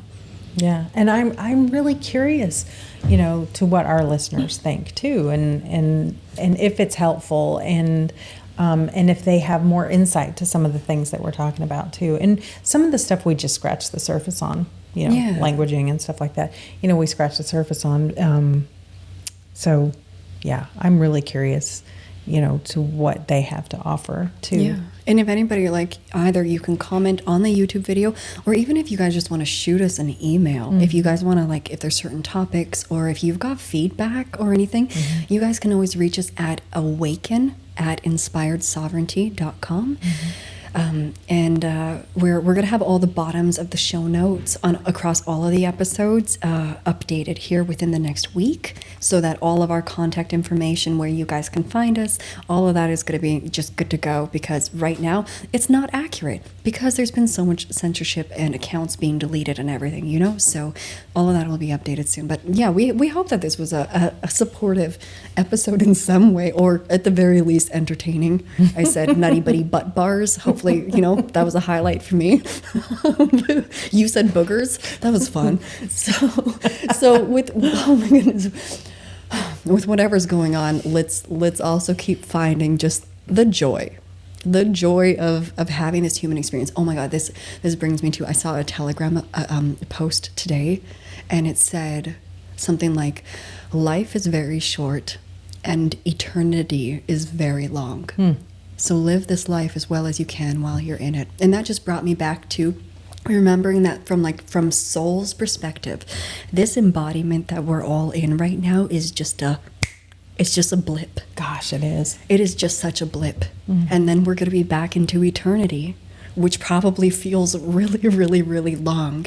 You know, and when I look back at this lifetime, I want to know that I did the best that I could for the whole world, not just for my own existence, you know? Yeah.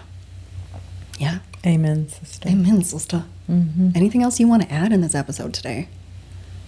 No, I don't think so. Okay. Well, like, hopefully this is good for everybody. It's getting really stormy where we are here, but sometimes for me those stormy days feel good because it moves a lot of energy, you know, and cleanses things. And I know you've got different feels on that. You can stay at my house if you want to. We can have a sleepover if you want to, okay? But, Yeah, and that's the thing too. Just exactly what we were talking about.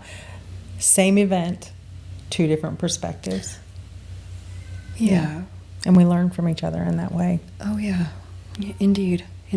Oh, and I can hear we've got a very hungry, annoying cat. What a sweet cat. So, sorry I even put the word annoying on it.